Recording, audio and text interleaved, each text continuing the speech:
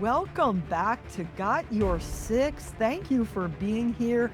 I am so glad you're here with me today. Today's conversation is one that sits pretty heavy in my heart because it's a conversation most leaders know exists, but very few people are actually willing to have out loud. We live in a world where people are praised for pushing through, for staying strong, for heavy weightlifting quietly, for continuing to perform no matter what's happening internally, which really kind of sucks if you think about it in life. Leadership environments, especially high performing environments, people often get rewarded for this behavior. And I know, like, it feels great to get accolades, but there's pros and cons to everything. The pro is, yeah, you get that impact pat on the back, but the con is, what is the ripple effect in your personal life? You guys know I talk about everything personally and professionally, but the thing is that the person who never complains about it and keeps producing is the one that's the most effective. The person who's always says, I'm fine, is the one that always is the one that's ripples in their life, their personal life. When they get home, they can't be present with their family. And it always winds up being the people that everybody depends on.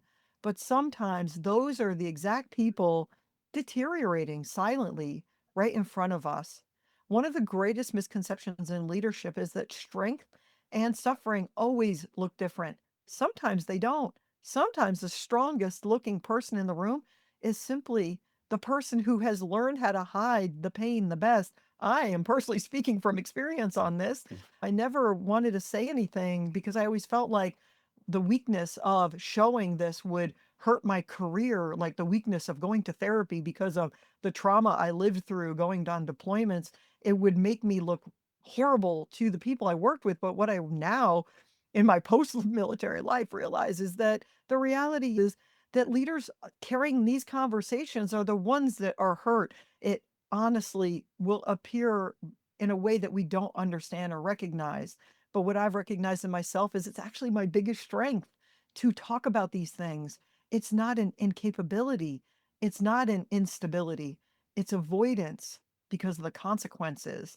Today's guest has had many decades walking beside people through some of the heaviest realities a human can honestly carry. I actually have, Steve, our guest, talked to him many times. I wonder how he has dealt with this with military service, combat stress, crisis, ministry, hospice care, trauma, grief, and dealing with other people's grief and trauma. And what I appreciate the most about this conversation is it's not fluff, it's honest, it's grounded, and incredibly important to the world that we're living in right now. So before we jump into today's discussion, I want you to simply listen. Maybe you'll recognize yourself somewhere in this conversation. Maybe you recognize someone you lead. Maybe you'll hear the whispers of somebody asking for help. Maybe you'll leave today thinking differently about what strength and weakness actually looks like. So let's get into it. Today, I'm joined by Captain Steve Mills, retired United States Navy. Steve has spent decades serving people in some of the most emotionally intense and high pressure environments imaginable. Steve, I am truly honored, honestly, to have you here today.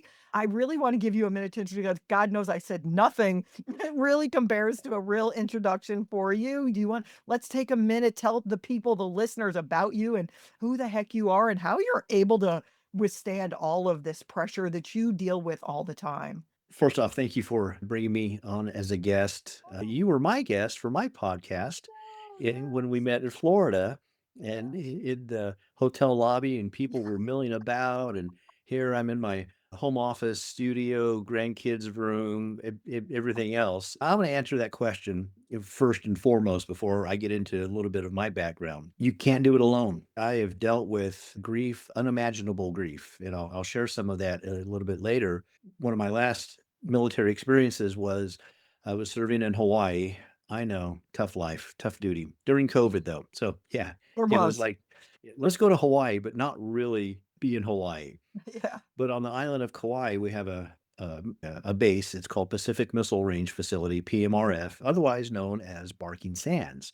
And they have oh gosh, 10,000 square mile shooting range. So you're Army, so you go out to the range and you shoot the pew pew, right? You do all that. Well, submarines have to have a range as well. They have to Oh, have somewhere where they can go shoot at each other, and they'll shoot dummy torpedoes, which are rather expensive. So a contract helicopter would fly out, recover the torpedo, bring it back in. Contractors would work on it and save the government millions of dollars while spending millions of dollars to save the government millions of dollars. It's government math, so it doesn't work. But one day, one of the helicopters crashed and all four crew members on board perished. I knew two of them quite well.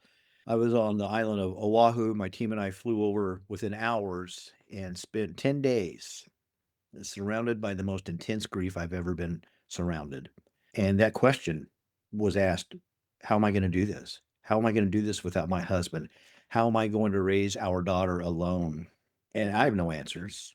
I didn't try to come up with some scriptural, biblical, yeah, psychological thing. It's just, I yeah. don't know. But what I do know is whatever you do, you can't do it by yourself. You can't do it alone. So that's the answer. I wanted to go ahead and get that because Yeah, when the, thank when you. the Thank you thought for pops, I've got to yeah, say it. no, thank you for that. That's really an important and it'll resonate as we continue our conversation because that is hones into exactly what we're talking about today. But share with us your bio. I want to hear this. I'm very excited about hearing this little backstory. Get into that piece. Okay, so my parents are from Hugo, Oklahoma, southeastern Oklahoma. They moved to Texas and then migrated to Central California, Santa Maria, Napomo, Pismo Beach, San Luis Obispo. In the early 60s and in the mid 60s, I came on the scene. So I grew up first off in Napomo, a sleepy little town, has a very famous restaurant there, steak restaurant that is arguably one of the best steaks I've ever had. And it's probably nostalgia. But at the age of 17, I decided I needed to get out of Dodge and I joined the Air Force. I enlisted in the Air Force as a firefighter. Prior Mm. to that, when I was 5, I was stricken with a disease in my hips. The ball at the end of the femur disintegrated. So I was in a wheelchair for 5 years. Oh, wow. And back then, man, you didn't have the ADA, you didn't have ramps, you had stairs. And Mm. the thing I appreciate about my parents and my siblings is they didn't treat me any differently. If I threw toys across the room, my parents were You better quick figure it out. to take care of that, to make sure Yeah, I didn't do it again, yeah, and I typically didn't do it again. So, got through that. My mom died when I was 16, so that was my first taste of death. That was my yeah. first experience, and then things kind of went downhill at home, and like I said, I had to get out of there, so enlisted in the Air Force as a firefighter. Spent 10 years in, met my wife, we had a couple of kids, and it was time for me to separate from the military at 10 years. And all my buddies were like, "Dude, what are you doing? You're halfway there. You're only 28. You could retire at 38 and have another career." And I was like, "This is my calling. This is what God is leading me to do." So I got out, went to seminary, started pastoring a church, and then the Navy contacted me just out of the blue, just Mm. completely. Hey, Reverend Mills, don't throw this letter away. I'm like, oh, it's a letter from the government telling me not to throw the letter away. I should probably throw it away. So I didn't, read it. We went through the process, and the Navy offered me a commission as a chaplain. So I joined June of 2001, right before 9/11. And I spent 22 years in the Navy. So I have a total of 32 and a half years of active duty. And because of that, I have a new hip, new knee, new back, right foot was reconstructed, all the stuff that comes with that. And I could tell you stories upon stories, had great assignments. Some were not as difficult as others. Some of the more difficult ones were made tolerable because I had great leadership. And some of the ones that should have been a piece of cake were just, it was awful because of leadership. And Yeah. Iraq, my biggest enemy was not the enemy. It Mhm. was this '05 who decided, you know what? I don't like Steve Mills, and Mm. I'm going to make his life a living hell. Or at least Yeah, he tried yeah, until he threatened to report me to the 3-star, 2-star, 3-star. And I was in '03 at the time. And you want to talk about hard conversations that leaders don't have. He threatened to send me up and report me. And how would I like to explain myself to the general? And I said, sir, I would love that. yeah, If you would give me just a minute to get copies of the emails that you've sent to me and all the memorandum of record of all the conversations we've had, I'm sure he would love to see that.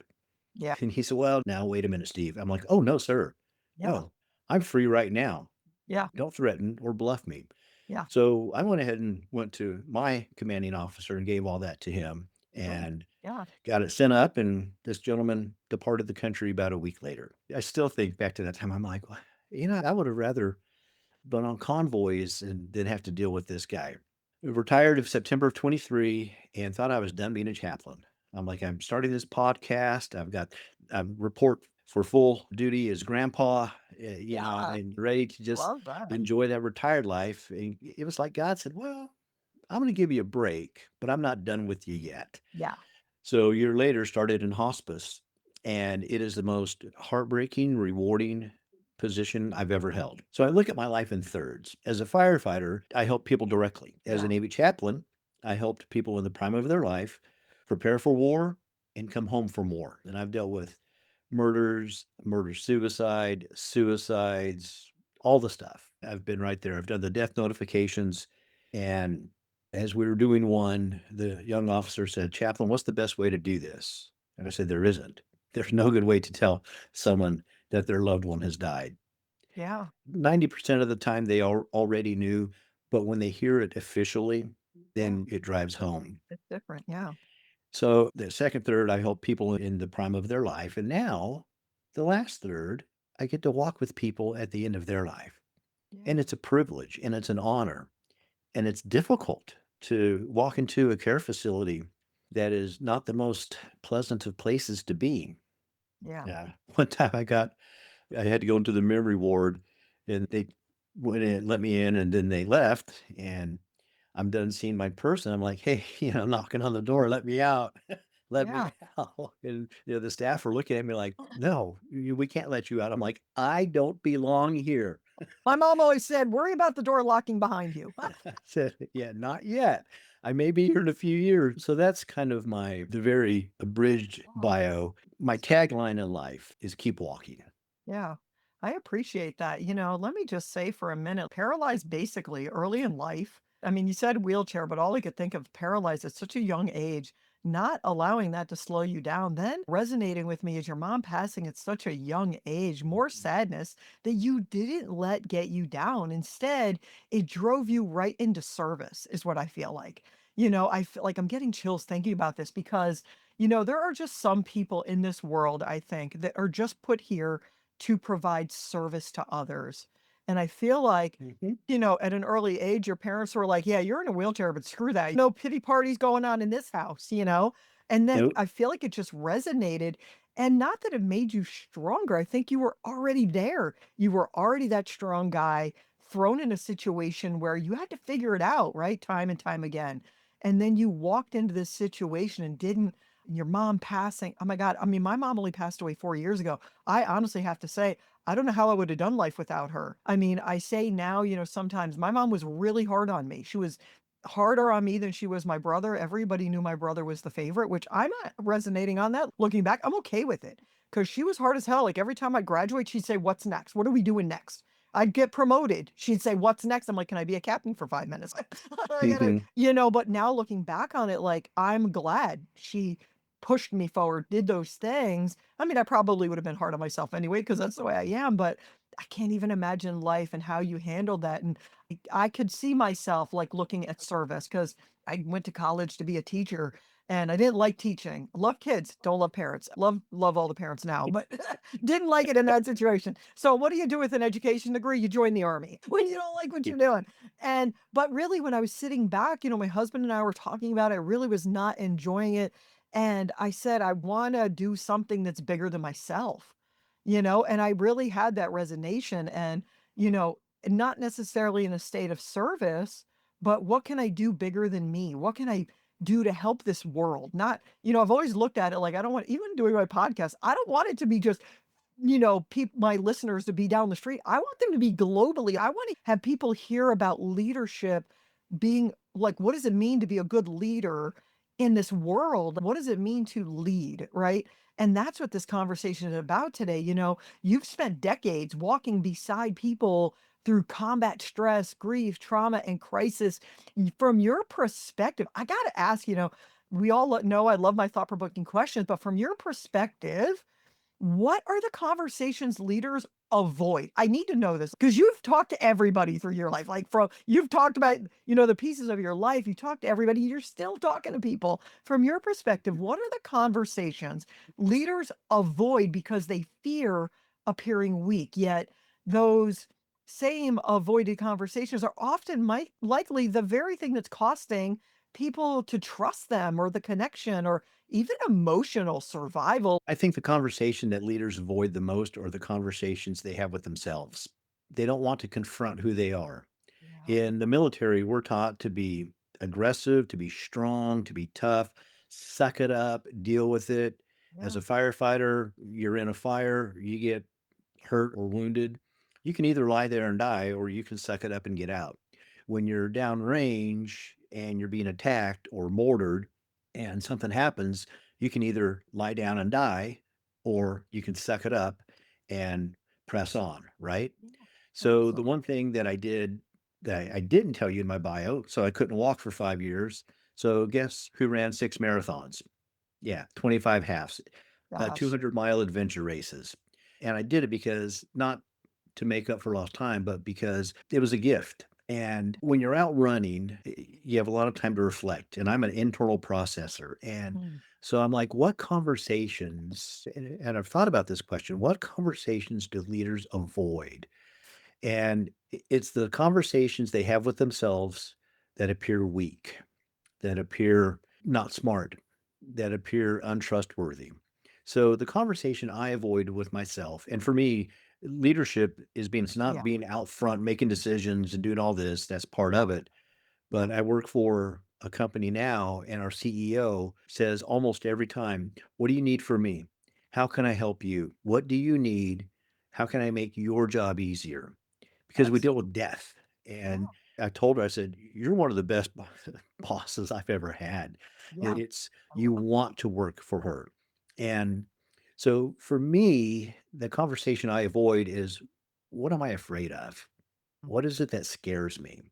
And I can tell you if the next conference we go to, if people attack or wild dogs run in, man, I'm there. I'm going In at it. it. But if a snake comes through that door, I'm going to find the first person I can and throw him at the snake and run the other way.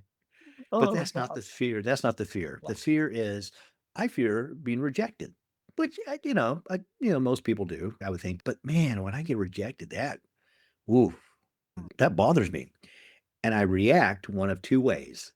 I think you know me well enough now, you're gonna say that first one, right on. Sarcastic humor. I mean, Yes. my second language I'm is good at that. sarcasm, Yeah. Love it. which is why I think we can have Yeah. such good Yeah. conversations, and I don't know if I don't really trust people who aren't sarcastic, Right. but then withdraw. If I get rejected, I'm just typically like, "All right, Yeah. I'm out." But Yeah. what that caused me to do is examine and say, "Listen, there's gonna be people who like and love me no matter what I do," and there's about 5 of them, to include my family. There's gonna be people who are never gonna like me, no matter what. They don't like blue eyes, they don't like left-handers, they don't like whatever, they don't like the Hawaiian shirt. And I've had to come to the point where I just truly say, "That's on you, not me." But then there's that middle group that are going to like and love you and reject you and accept you, but you have to accept yourself. And so I did. So as a leader, I've accepted it's probably about a good 15 to 20 years ago. This is what the world gets. They don't get the holy, right reverend and humble Dr. Mills. And I have to remind people that I am humble and it's a little embarrassing at first, but they get over it. But this is it. We talked about raw and real and no fluff. Yeah, because you and I have both been through some very dangerous, life Yeah. changing moments, Yeah. and we've done things and have seen things that people can't imagine. Yeah. So I'm teaching in my Sunday school class on Psalm 23, and I use that as my doctoral dissertation on as a healing response to combat stress and PTSD. Mm. And I have to be careful because no one else in the class, I think a couple have some military experience, Yeah. but by and large they don't. And so some of Yeah. the examples I would use in the military context, I'm like, Mm. probably shouldn't tell that story. And then there are some things that I've not shared with my wife only because are too intense for me, but also that secondary trauma. So Well, again, going back, so that would be internally. So externally, leaders avoid the conversation, I think. They say, you're really not as good as you think you are. In the Navy, we had our annual fit rep debrief, fitness report, annual evaluation. And it was supposed to be a mentorship, but it was really just more of a check in the block. And then that paper goes up to the promotion board. And so it really becomes the hyperbole in it is phenomenal. We don't have those conversations with people that say, "Hey, here's where you can improve. Here's where you can change some things." I've tried to have those conversations. I had a conversation with my daily spam caller, checking to make sure my your phone still extended works? warranty is still there. Yeah. So as I'm going through doing a counseling on this person, they stop the interview, claim I'm racist and sexist, and go through a whole investigation. We're underway, we're deployed. Turns out I'm not racist or sexist. And this person was just not very good at her job, and I was trying to help her.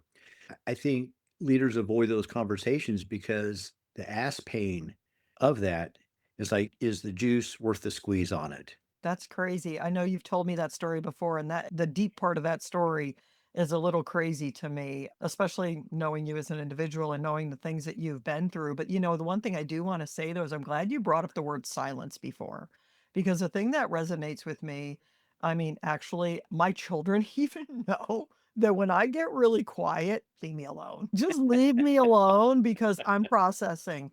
That means I'm processing. And either I'm going to circle back and talk to you about it or I'm just gonna keep it within myself. The bad part is, that many people feel like silence protects them. And in moments where I didn't ever go back and talk about it to whoever I was around in that silence, it sometimes becomes isolating, especially in military culture, or even you were talking about firefighting, like first responder culture. I had a lot of friends in my growing up life that were police officers, and I know this was a big thing for them. And even in corporate leadership culture, people become very skilled at functioning while internally falling apart. I mean, these clients that I deal with that are business owners or even senior managers and things like that, I deal with many different levels. And I just see that they think that internalizing the pressure is the way to work around it, right? Just hold it in because they don't need to talk about it. And I know as a chaplain, like that's actually saying the word chaplain made me think about my aunt recently. She said, it's funny you talk about that soldiers don't really have anybody to go to, but isn't that the chaplain's job? And I said, the funny thing is people don't go to the chaplain very often. They don't. And I know the chaplains are all out there pounding the ground. They're even in, in country, I mean, out of the country, rather, when you're in country, saying, sorry, when you're deployed, obviously, that's where you really want the soldiers to come talk to you. But even more so when you're back here. And I know in many of my units that the chaplains will walk around and ask soldiers how they're doing. But I mean, you can speak to this better than I can. But in my observation of it with my own soldiers, they would always say, I'm fine, I'm good, I'm great, I'm wonderful. But yet when the chaplain walk away, you'd watch their face drop, just drop, knowing that you wish they would have talked about it. You wish they would have said something. And I don't know if it's because most chaplains are officers, and I only say most because they equally have enlisted counterparts, but the chaplains are the ones that walk around. So I don't know if it was that they were afraid. I don't know what it is. You could probably speak to that, but I know I'm just curious what your feeling is about that as a chaplain. Like I don't know even know why that made me think of that. That my aunt had asked me that recently, and I know that it was really hard that watching that. Like I know chaplains, like I was friends with most of them. Like they wanted these soldiers to talk to them, knowing coming back, like deployment after deployment. Please talk to me about what just you're feeling today. Like where are you feeling? What are you feeling? How does that resonate with you? I'm curious. Yeah, chaplains are all commissioned officers, and they Yeah. have on the Navy side, we have religious program specialists called RP. The Army, they have chaplain assistants. Yes. The difference, obviously, enlisted in commission, but chaplains hold it's called privileged communication. It's just not Mhm. confidential communication, it's Correct. privileged. So any communication that is told to a chaplain stays with that chaplain unless that person gives them permission to talk about it. Yeah. If they tell the chaplain assistant the similar thing, in some circumstances, they would have to report that. And then for us, the RP is the force protection. They're not the bodyguard. They're the ones who make sure that the chaplain doesn't get him or herself into a situation where they shouldn't be. I never had issues with people coming up and talking to me. I've I could always, I probably think, see that. I could see that. been hopefully open with them a little bit, but it's building relationships. And the model that we have with the Navy is the chaplains are embedded in the unit. They are doing Yeah. the same thing.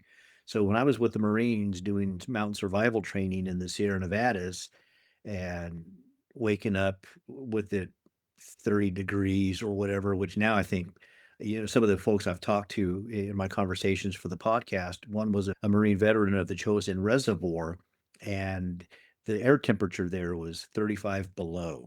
So I'm like, yeah, 30 degrees. So I'm waking up with ice on my bivy sack or whatever. But I would get out there and I just wouldn't walk around. I would do the same things that they did.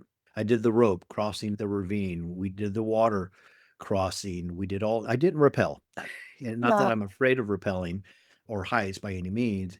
I had broken my foot about a year ago, and Mm. this was our last evolution before we went to Afghanistan. And I Yeah. didn't want to take any chances. I'm out hiking with them. We climbed a mountain, Lost Cannon Peak. So you get out there and you do the things with the troops, right? You spend Yeah. time with them. You eat the same food that they eat. Yeah. You Yeah. have the cold beef stew and green beans. And then, as you're sitting around the campfire, so to speak, a Marine will come up. And this Marine said, Chaplain, I've never been baptized and I'd like to get baptized. And if you ever have a moment, I'd like to do that. So we got a river right over there. I So was I went about and to say talked it's to the the, middle of the night. You're like, let's go. it was evening. Yeah. And I talked to the company commander. I said, "Hey, this guy wants to get baptized. We're going to walk in the river and I'm going to do it." And he's, "Wait a minute." So he got the company of Marines, 80 of them, lined up on the banks of the river. We walk in. I baptize the guy. He comes up. It was the coldest baptism I'd ever officiated. It was the quickest baptism I'd ever officiated.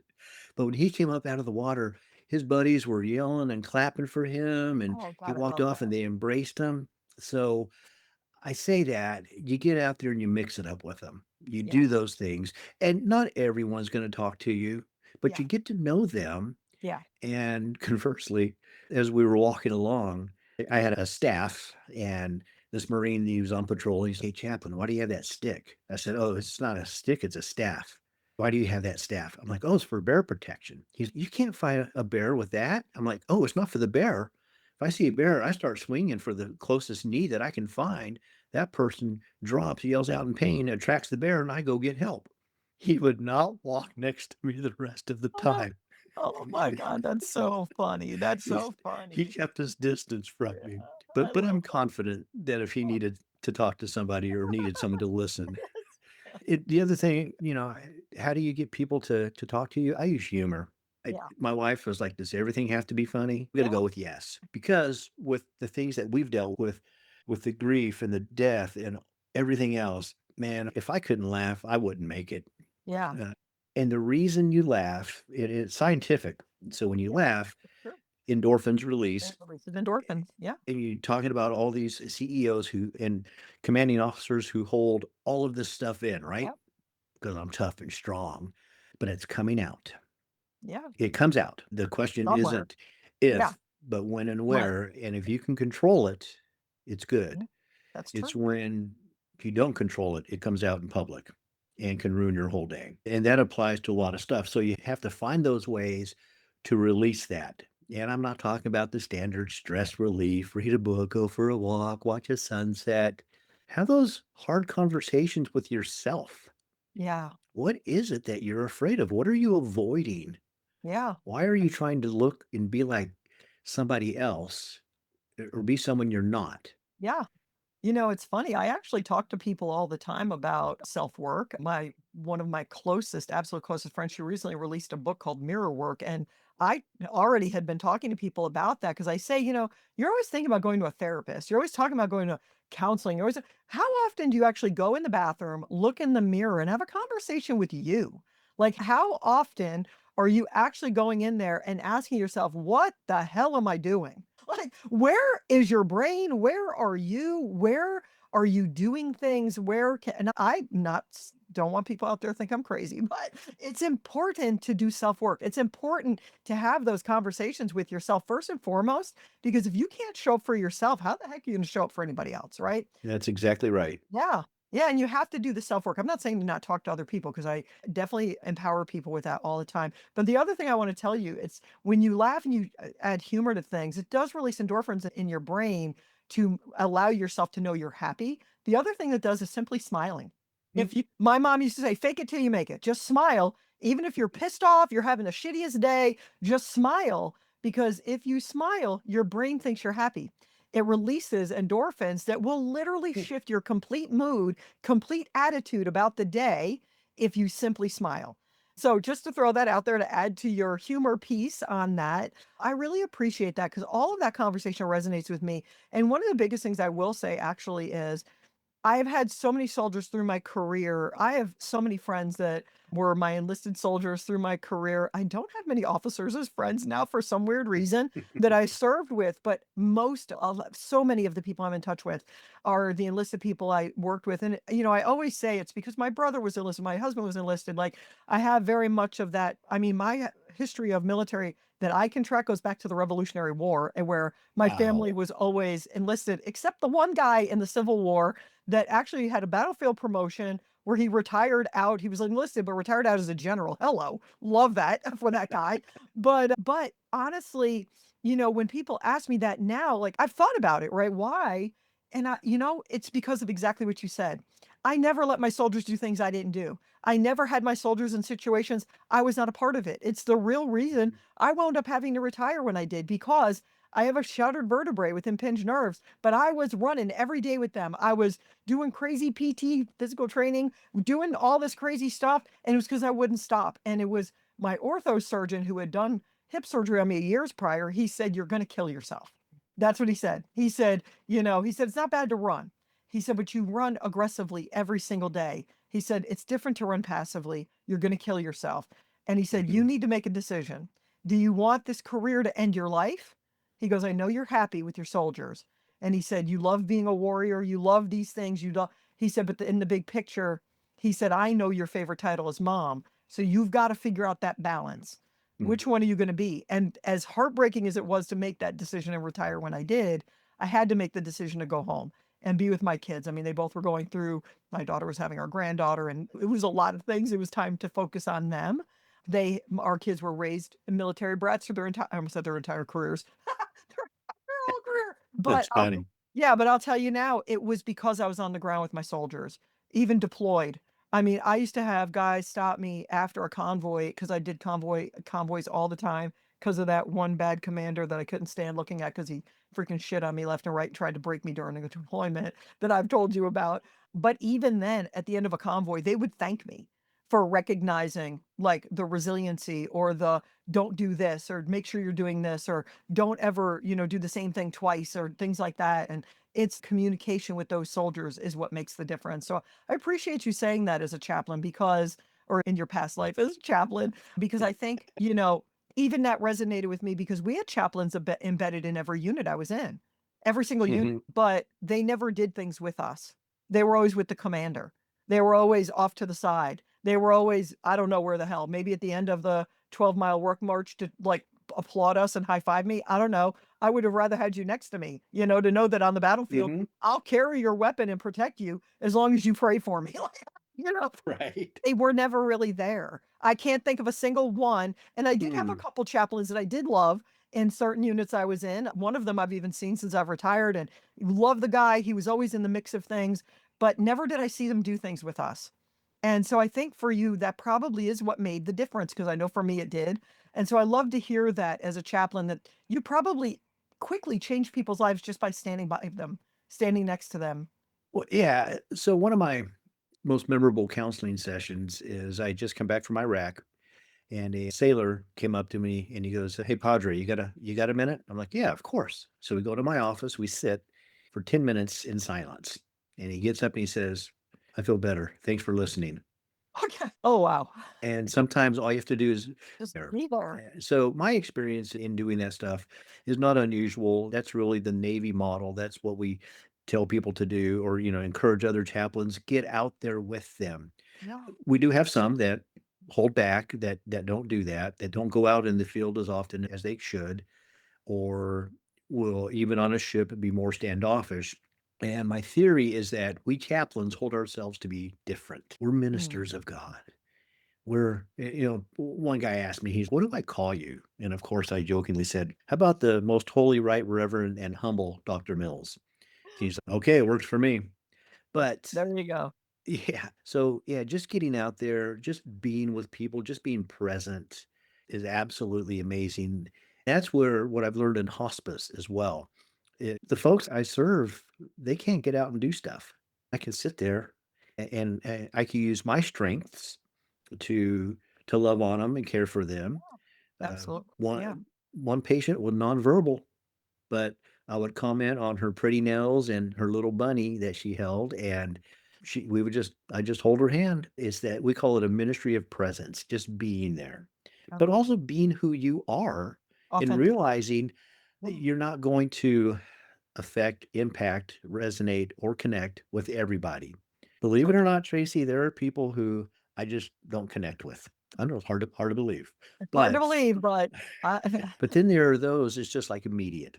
And then yeah. there are those you develop that relationship, that Yeah. friendship. Yeah. And again, I keep thinking about the conversations that leaders avoid with themselves and with others. Yeah. And when we go in, and I know I can tell you the exact date and almost the time when my military trauma started. It was September 5th, about 2 o'clock in the morning, when I was gently asked to depart the bus and stand here and then pick up my suitcase and put my suitcase down and pick it up and put it down and pick it up and put it down and go get in the rack and then get out of the rack. And, that first day of boot camp, your life is rocked. And I thought, what have I done? I have made a grave mistake. I want to go back home. I want to work at whatever pizza place I was working at. But then you develop, right? And at the end of boot camp, you look back and you have this sense of pride that you made it through Yeah. intentionally an Yeah. incredibly difficult time, not knowing that was going to be the easiest time of your military career. Yeah. Because as we go through and we deal with combat, we deal with grief, we deal with all the stuff, and it accumulates over time. And that's why you have to take care of that grief. You have to deal with Yeah. that on a regular basis because it builds up. And, it's like you said, physically, you pushed through, you were out there, you did all the stuff, but all that stress and trauma accumulated Yeah. and built up.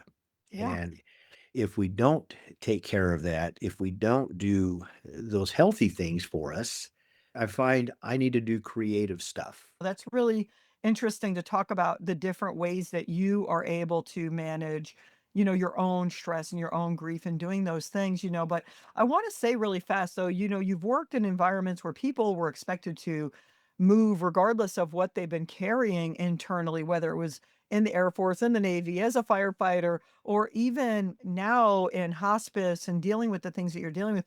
But everything you've witnessed through military service, ministry, trauma care, hospice work, what do you believe people misunderstand the most about strength, and how can leaders create environments? And when I say leaders, I mean humans, right?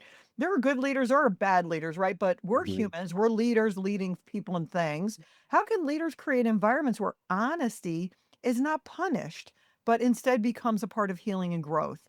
How do you think what like the misunderstanding about strength? I tend to try to look at weakness versus strength, but and most times it really is a strength. So, in your opinion, where do people misunderstand the things that correlate with strength?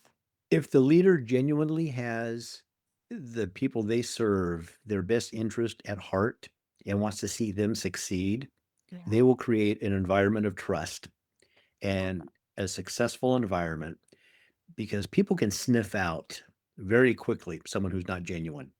How many Abs- times have you heard, "Oh, they're just doing it for the promotion. They're just doing this to Yeah. get the next step." But you've also seen those leaders where it's like, "What can I do? How can I the only way I'm going to succeed is if you succeed." We've seen when people get awards, "This award isn't for me, it's for you." But then we've Yeah. seen, "Thank you for this award. I've worked so hard, I've sacrificed." And again, when a leader, when a servant really wants the best for their people, then I think that's going to build strength and trust and vulnerability. I have a hard time saying that word. Being Yeah, vulnerable. being Um, vulnerable.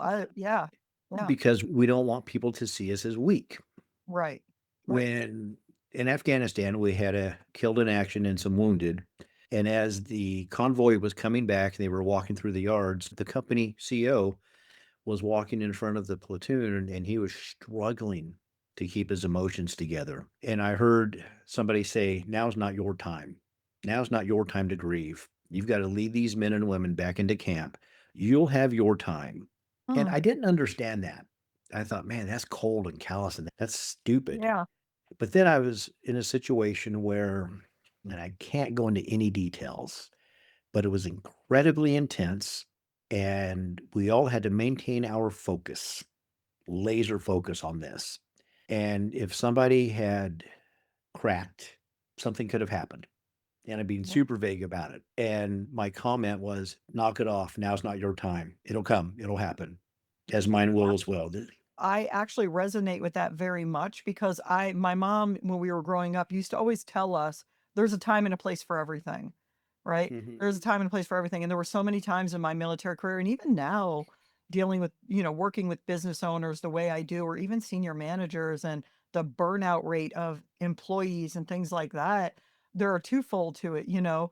I actually had a client on a client call yesterday morning, and she was trying to work through she was a manager, not even a senior manager, but the trauma she's dealing with and the burnout rate and that she's going through, she started to tear up and she said, "I'm so sorry, blah, blah, blah." And I tried to explain to her, when you cry, it's your body's way of releasing the emotion. So take a mhm, minute.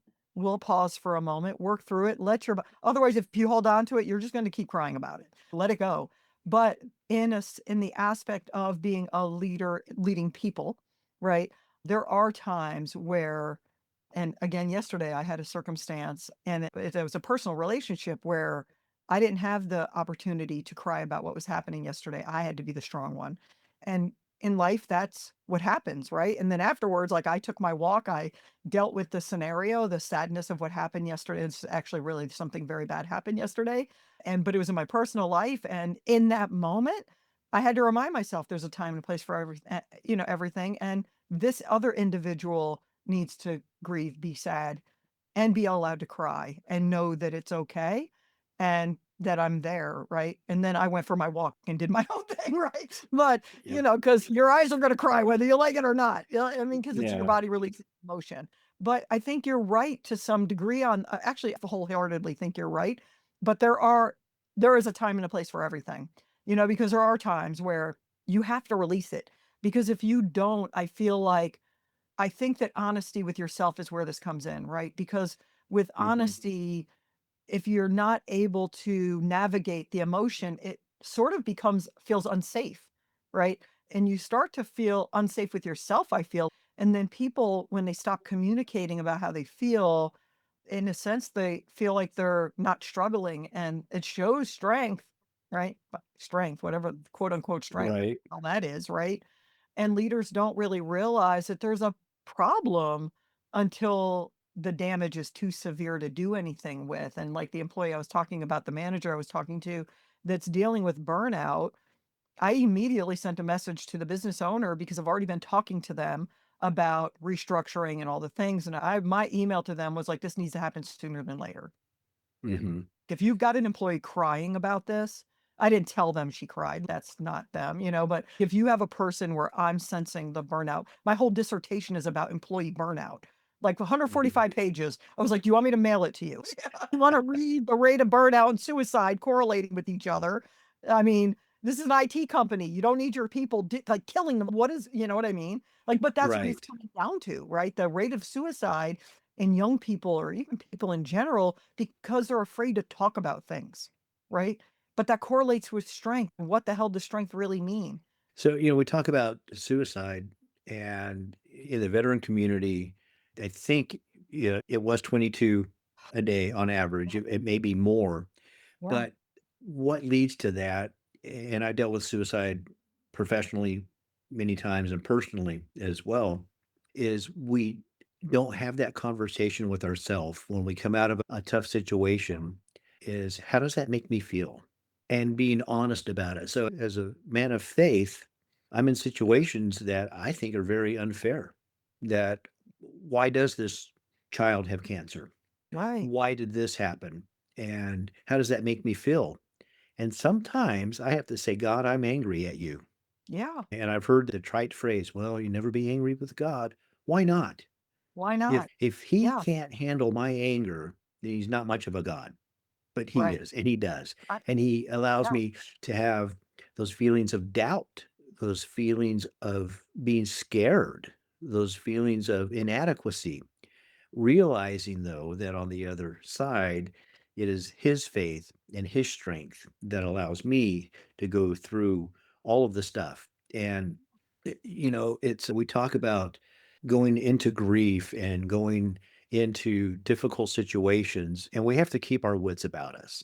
When I go into a situation where the entire family is grieving, if my grief equals their grief, then I might not as well. I shouldn't even be there. So I have to maintain focus and context. And then as I leave, as I get in my car, I have a moment to Yeah. myself. But I also have other outlets. I have some other chaplains I talk to. I have some other buddies. I've got 5 other guys. We send memes back and forth to each other. Yeah. And sometimes they're ones I'll share with my family, and most often not. What gets Yeah. me though is when they send me a text when I'm in church, and I'm like, "Ooh, should Yeah. I open God's this?" not going to I think of call us it favorably. I call it meme roulette. Should I open this now or wait? Right. But it's those relationships, it's those friendships that help us get through the Yeah. stuff. And that's what it all comes down to. We talked on my podcast called "Even Though I Walk," and my tagline in life is keep walking because at some point I couldn't. I literally could not walk. Yeah. And in the prime of my life, I did more than walk. I did all sorts of stuff. But now, Oh, yeah, if I walk with minimal pain, I'm happy. I love that. I do. I love that. Trust me, I get that. It's rainy where I'm at right now, and every part of me is achy today. But I really want to say that this conversation really matters more than people realize because leadership is not just about strategy. Like when you're leading people and things in your life, no matter personally, professionally, leading your family, leading whatever, it's not just about performance. It's about definitely also not about productivity. I need to say that, right? Because leadership is about the people and yourself. If you're not leading yourself, I needed to say this because of what you said. It sort of resonated. And, I know that we have to go soon. I could talk to you literally all day, which we have. But That we have. honestly, but no, I really want to say this because I think people in general, we do talk about veteran suicide and 21, 22, whatever it is today. It is not just veteran suicide, right? People committing suicide purely because they think they have nothing, to think they have nobody. Mhm. And, there is always somebody. There's always somebody out there that is there to listen. You may feel that way. I really am hoping that's what I had so much more I wanted the listeners to get out of this, right? But I really, especially with next week being Memorial Day, my podcast for next week is going to be a lot to do with suicide rates and things like that happen with soldiers not dying just overseas, but coming home and dealing with that. But the suicide rate that's happening in this country right now is freaking insane. It is Mhm. insane. And a lot of it is purely because people just don't think there's anybody here to hear them. And I really want them to walk away understanding, that people carry things that we can't always see, the stress, the grief, the fear, the trauma, the pressure of work, the responsibility of being as good as somebody else or being better than them, or the responsibility of being a good father or a good spouse or a good manager or a good business owner. The exhaustion. So many people feel through this and doing it through silence and not realizing that, they do have people out there, and Steve, I want to give you a second to respond to that before we go because I think that, you being a chaplain, you doing the things that you're doing in the world, and I'm hoping the listeners have listened to you. I would love for you to maybe impart some wisdom on our listeners, like what can they walk away with? And I'm going to stop talking so I don't start crying. What can they something they can walk away with after hearing this conversation? So I had mentioned that my mom died when I was 16, and I've had several deaths since then. My 2 most recent, my oldest sister died on May 5th of 2023, and yeah, 2023. And then my oldest brother died on March 9th of 24, and I was super close with both of them. Yeah. And my sister-in-law lives just outside of Reno, and she's selling the place, and my brother was a builder, he could build anything. Didn't look the best at times, but it was functional. And his motto in life was, "I can build that. We don't need to buy it. I'll build it." And he most often did. So he has a shop, and she said, "Hey, I'm selling the place, and I know he would want you to have first dibs on whatever it is you want." So I flew out and I went through and identified some stuff, but I also did a recording, the last recording from Keith's shop. And that's Oh, on one of my episodes. I love And I talked about memories that he and I had, the experiences that we went through together. So I would say, number one, when you're talking about grief, don't try to avoid it. You can't. So embrace it and look at that grief as a gift and remember the life that you had with them. Do I wish I have more time with my siblings? Yes, 1,000 times yes. Do I have it? Not physically, but I have it right here.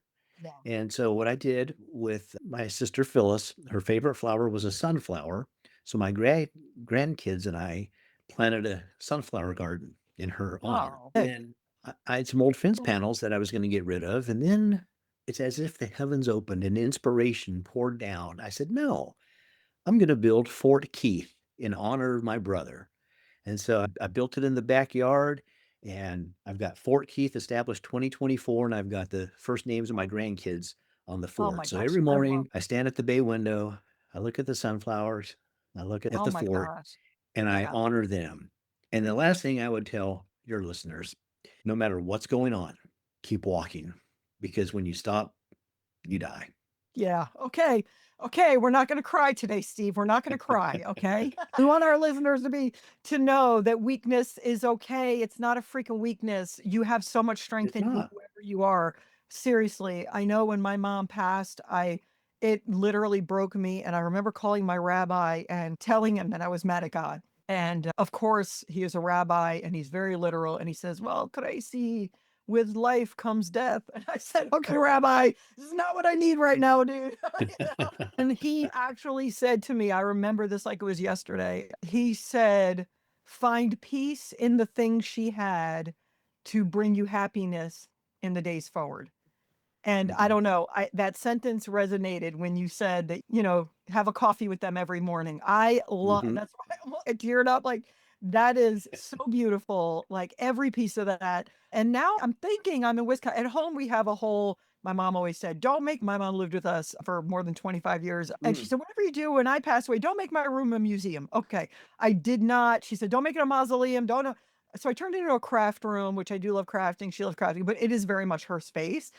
So mhm. we get to sit in her room with her, but here I don't have that. So I think I need to do something with butterflies here. Thank you for Yeah, that. And I hope that the listeners understand that this conversation was really powerful. I know it was hard sometimes. And I truly appreciate, Steve, your perspective about the things and your willingness to speak honestly and the heartbreaking moments, even in your own life and your personal mhm. situations with your siblings and these realities. And thank you so much, Steve, for being here today. I appreciate you.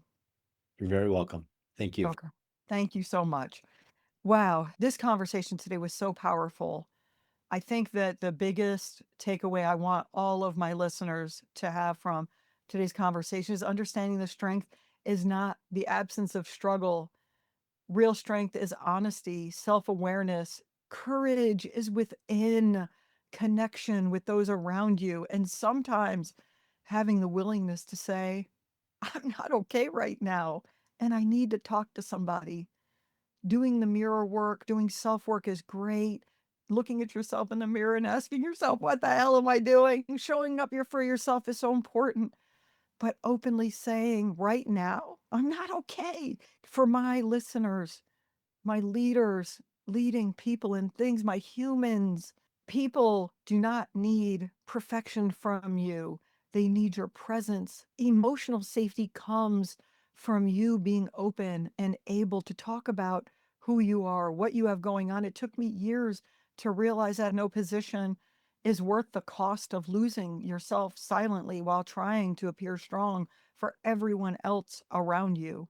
Thank you for listening. If this conversation resonated with you today, share it with somebody, someone leading under pressure, someone carrying more than people realize, or maybe someone who simply needs the reminder that strength doesn't require silence. And if this conversation resonates with you in a deeper way, if you're carrying this pressure quietly, leading while exhausted, or simply